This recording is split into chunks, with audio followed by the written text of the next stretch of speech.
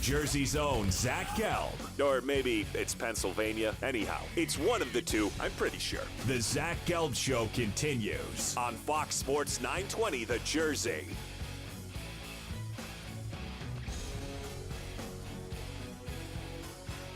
Welcome back, Zach Gelb Show rolling along on this Friday right here on Fox Sports 920 The Jersey. And tomorrow you have a spectacular event, and that is going to be NFL stars and twin brothers Jason and Devin McCourty. They have a really good event for you tomorrow. They're hosting Tackle Sickle Cell 5K Run and Walk in Liberty State Park in Jersey City. This event is the major fundraising component of their Tackle Sickle Cell campaign, which aims to educate the public, increase blood donors, and raise money and awareness for the fight against sickle cell disease. And now joining us on the hotline is Devin McCourty. Devin, thanks for a few minutes, and how are you?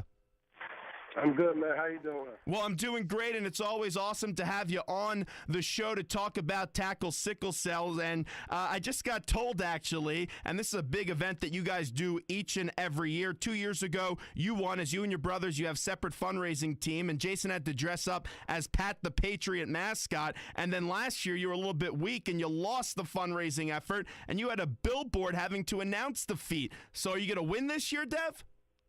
Yeah, that's definitely the plan. This year, we got a costume bet, so whoever loses will have to dress up to whatever the other person says. You have to dress up as for Halloween, so I can't lose. And last year was a little shaky. I mean, I was winning all the way until I went to sleep, and then an anonymous donation to Jason's team took him over the top. So, I mean, Jay did what he had to do to win, donated to himself, and didn't include me so we could both donate. But I'm ready this year. I'm focused on coming back and winning and getting my title back. So what are the plans? Because I'm going to assume you win because you're a member of the Patriots, and you guys usually do a good job at winning. What are the plans to dress Jason up as if you win? I'm going to open it up. I'm going to let all fans get involved. I'm going to ask a question on Twitter and Facebook and all the social media, and then I'm even going to let his daughter get involved Nice. See if she wants to dress Daddy up as a princess or something. When you guys were kids growing up, what would you dress up as for Halloween? 1 year we were Bert and Ernie. 1 year we were ninjas. We had quite a bit of different costumes. Usually they always had some connection to each other. So it was fun being twins and doing Halloween. Well, it sounds like a blast, and I know this event's going to be good. It's good each and every year, the 5K Run and Walk, and you can get more information, tacklesicklecell.org. You got nominated for the Walter Payton Man of the Year Award the last 2 years. Just why is it so important to give back? I enjoy it. I think, for myself and Jason, my mom always was on us about, all the things we wanted to do. Growing up and being professional athletes, and she always used to tell us, too much is given, much is expected, and she would be on us to try to make a difference, try to do something that was bigger than just football. So I think being in college, being at Rutgers, and the different things we did, visiting the Children's Hospital, visiting the Special Olympics, I think all those things resonated with us, and now that we're in the pros and we have a platform, we're just trying to take advantage of it and help those in need. We're talking to Devin McCourty right now. Has an awesome event coming up tomorrow that raises money for a great cause. And Dev, we're broadcasting in Jersey right now, and you were actually honored in the Hall of Fame at Rutgers for their distinguished alumni. How about that honor that you and your brother both got? Yeah, that was unbelievable. When they first told us that we really was going to be honored, and they sent a list of people who have been honored in years past, and it was 223 people. And we looked at the list and we saw, someone Nobel Peace Prize, people doing amazing things in other countries. And just to be recognized with some of those great people and the things they've done in a lifetime, and us now just 28 years old, and to be honored with those, it was an honor. Even the four other people that were honored that night were all incredible individuals. So just to be a part of it and, for your name to be included with some of the great people that have attended Rutgers, it's a true honor, and really shows just not just myself and Jason, but our family, our wives, our mom, everyone that helps us out and and included in everything we do off the field. Man, those Rutgers teams were fun when you were there. I always remember Chris Carlin's call when Rutgers beat Louisville 28-25 of pandemonium in Piscataway. What do you remember about that night? Because that was the greatest night in Rutgers football history, probably. Yeah, I mean, that was great. I remember that night, trying to go out that night and every street being closed down, on campus, off campus, just being a crazy night. And I still remember before that game, all of us sitting at a table. Ray Rice and Courtney Green had got funny haircuts, and I remember a couple hours before the game, us all sitting at the pregame meal, and Shannon was really strict, so he would walk around and we couldn't be laughing and joking. And I just remember myself, my brother, other guys, us getting on Ray's haircut and Courtney's haircut, and all of us just holding in with these crazy-looking faces, trying not to laugh too loud. So Coach Shannon didn't come over there. And then we all went out there and really played probably our best game as a team. So just remembering that atmosphere and that attitude of, just playing loose and having fun with a good group of guys. So it was a great time just being at that game and my years at Rutgers with the guys I played with. I know Shiano and your current coach, Bill Belichick, are pretty tight. You always see an ample amount of Rutgers players get drafted to the New England Patriots. Do you see any similarities between those two coaches? I would say the biggest similarity is the attention to detail. We did a lot of situational stuff at Rutgers and going over situations and knowing what to do when this happens, when that happens. And then I got to New England, and it just went up a whole nother step. In college you got classes, you don't get to meet as much. And then in the pros, Bill is on everything. He wants to, try to go over every situation so we're not surprised. And I remember Shannon was like that. They both worked, I don't know, you probably couldn't even guess how many hours they put in just trying to make sure the team's fully prepared for anything we might see. So that one thing sticks out. They always want to be prepared in situational football. A lot of players that I talk to that play for the Patriots, they tell me Bill Belichick is a funny guy. Is that true? Yeah, our team meetings are hilarious. He comes in there in the morning. So it's funny. I think the more you're around him, obviously if you're talking football, he's all in. Probably the greatest football mind to ever coach. But just his sarcasm and everything that comes along with it. You sit in the meeting, and it's funny when you see guys' reaction when they might come from another team, and they sit in that first team meeting, and he comes in there. Guys walk out of there surprised about how funny and the jokes he'll tell, and just his attitude and how he carries himself. And when you were at college, you got to play football with your twin brother, Jason. How was playing college football with your twin brother? It was cool. Being on the field at the same time, both playing corner opposite each other. I think our families enjoyed it. Rutgers jerseys with 21 on the front, 25 on the back. Just all those things of I think, competing and preparing and going through everything with someone that is very similar to you and has really the same passions and goals was always fun. And I think for us, it's always interesting now being, on different teams and still finding a way to help each other out on game weeks when we don't play each other and somehow trying to prepare together. And then now in the off season, we'll both go out to Arizona and train together to try to get that feeling of being back in college and working and getting better together. We're spending a few more minutes with Devin McCourty, who joins us right now on the Zach Gelb Show, Fox Sports 920, The Jersey. And Rutgers now has a new head coach, comes over from Ohio State, which has a very good football program, as you know, and that's Chris Ash. Have you got a chance to meet Coach Ash, and what are your impressions on him? Yeah, he actually came and supported our casino night back in February. But he seems like he's going to be a great fit for Rutgers. It's always interesting, for us being at Rutgers, being in the Big East. We did some good things, and, he comes in and there's a little bit I've talked to him. His attitude is just different. I think it's a good thing because Rutgers took a huge step. Tim Pernetti, pushing them, getting them into the Big Ten was a big step. And I think now, Chris Ash comes with an understanding of what it takes to be good in the Big Ten and to be a winning team, even in something small like the dorms. We thought we stayed in great dorms, and we got there, a lot of people had just the regular dorms. We had the apartment style, And me and my brother were talking to him, and he was like, "Yeah, I walked over there. We really need to change those."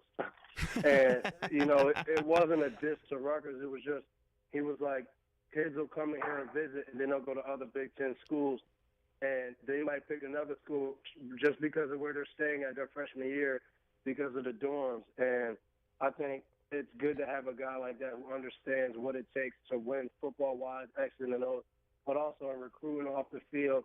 So much of college is geared towards that you need to really know what you're doing and have an understanding of what the kids want now in the recruiting process.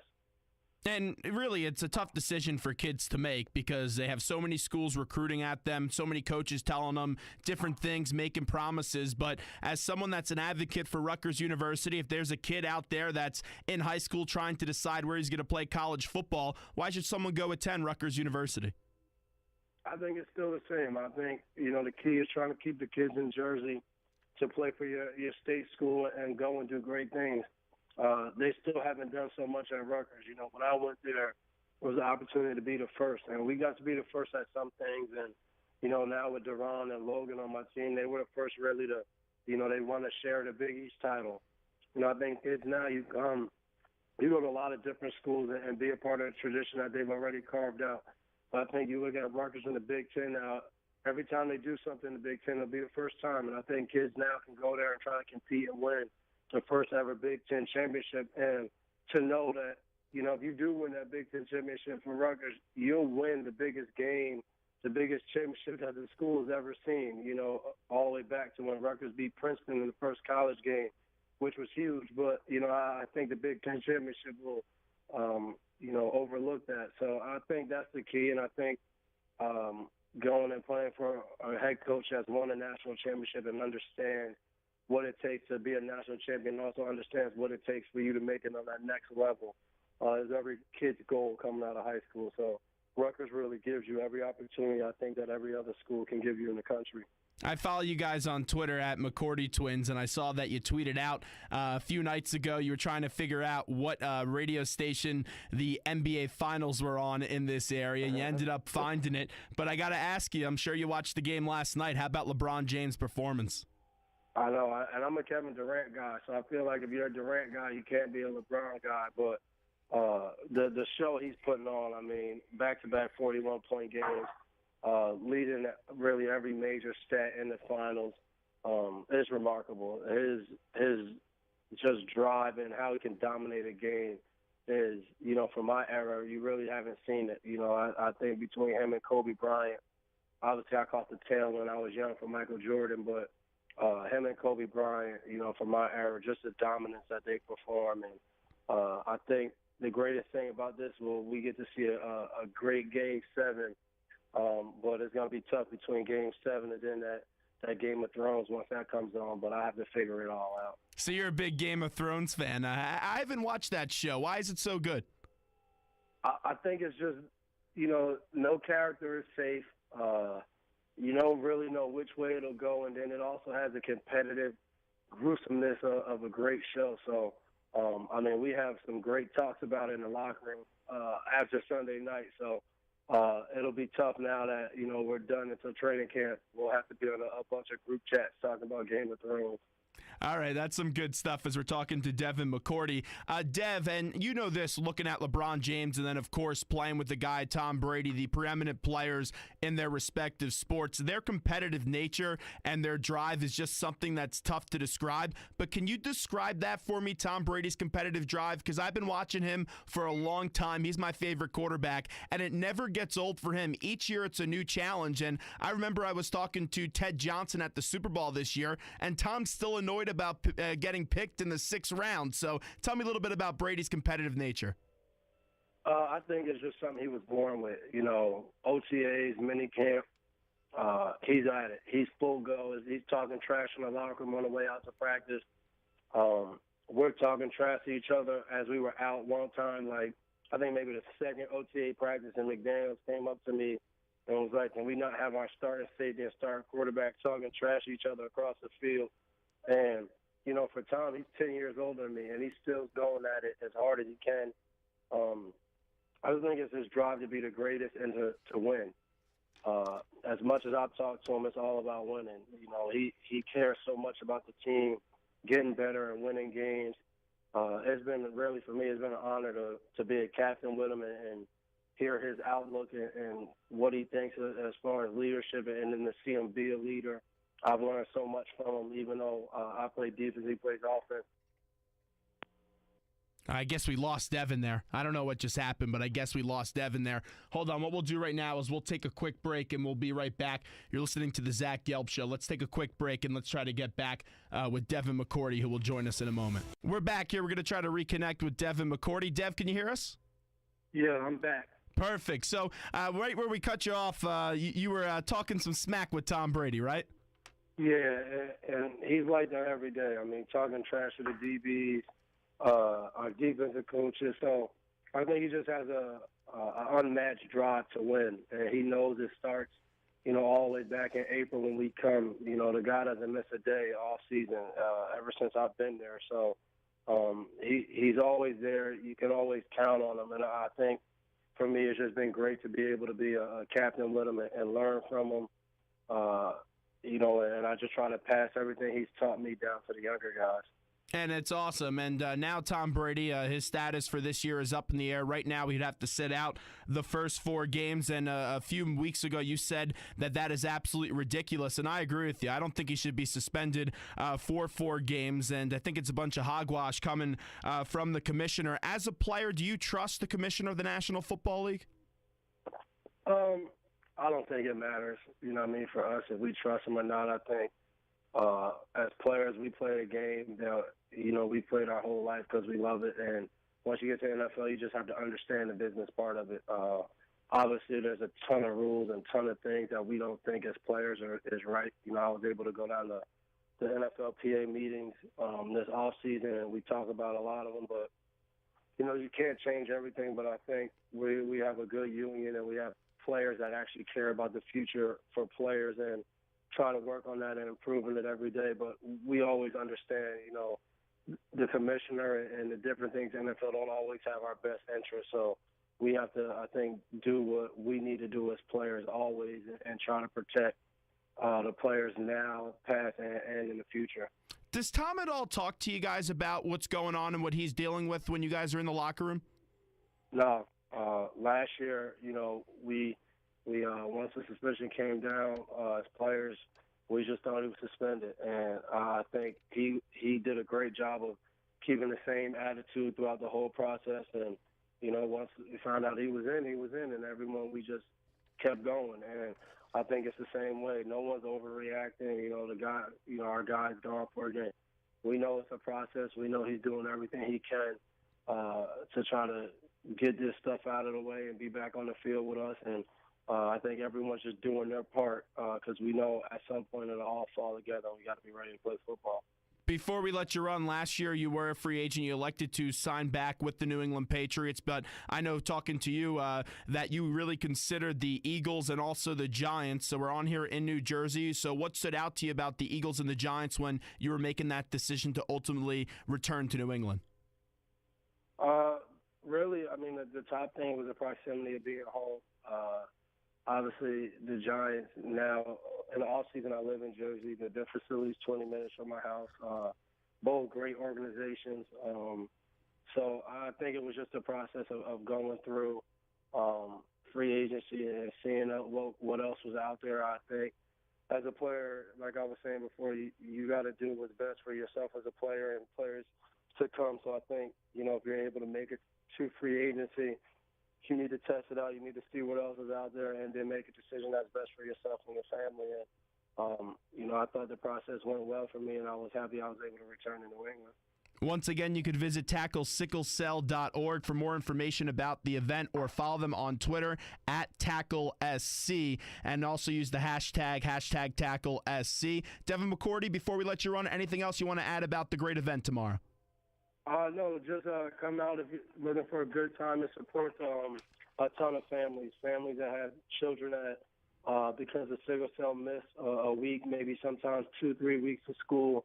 It helps them financially. It helps give scholarships to kids with sickle cell to go to college. So it's a lot of good things that money goes towards. And The greatest thing about tomorrow is you get to come out and you get to meet families that have lost some loved ones of sickle cell, and some families that fight with loved ones to go through the battle of the disease. So it's always a good time, a lot of laughs, good time, people hanging out.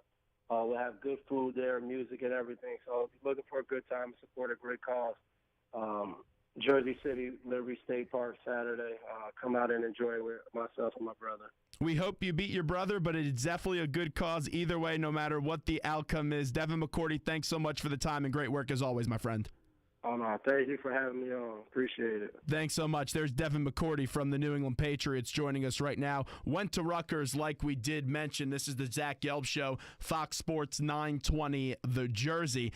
And that's what you got to deal with right there. And that event is absolutely phenomenal. But when the phone line disconnected, hey, I'm a one-man band here. I'm running the board, and, I got to take a break, and then I got to punch up and get him back up on the air and everything. But definitely some good stuff out of Devin. And once again, tomorrow, the NFL stars and twin brothers, Jason and Devin McCourty, are hosting their annual Tackle Sickle Cell 5K run and walk in Liberty State Park in Jersey City. This event is the major fundraising component of their Tackle Sickle Cell campaign, which aims to educate the public, increase blood donors, and raise money and awareness for the fight against sickle cell disease. So good stuff. Make sure you visit tacklesicklecell.org.